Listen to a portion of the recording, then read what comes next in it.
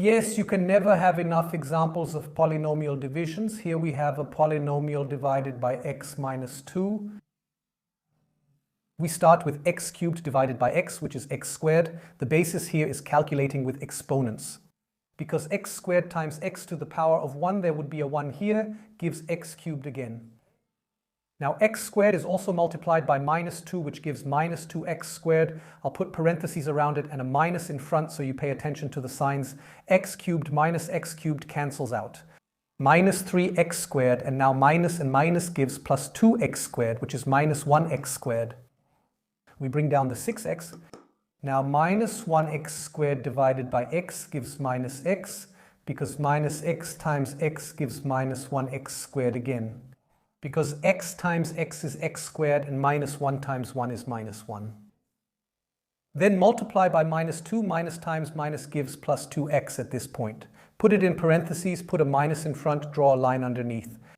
At the front, x squared minus 1x squared plus 1x squared cancels out. 6x minus 2x, because minus and plus gives minus. 6x minus 2x is 4x. We bring down the minus 8. Now 4x divided by x equals plus 4. 4 times x is 4x. 4 times minus 2 is minus 8. Put parentheses around it, draw a line underneath. It divides evenly with no remainder. And now we can rewrite this expression here, this polynomial x to the power of 3 minus 3x squared plus 6x minus 8 in a different way. Namely in the form x squared minus x plus 4 times x minus 2. Because if this divided by that gives that, then this times that must equal this. And that's how you get into the topic of how to factor a polynomial like that. You could now check here if there are any more zeros and break it down even further.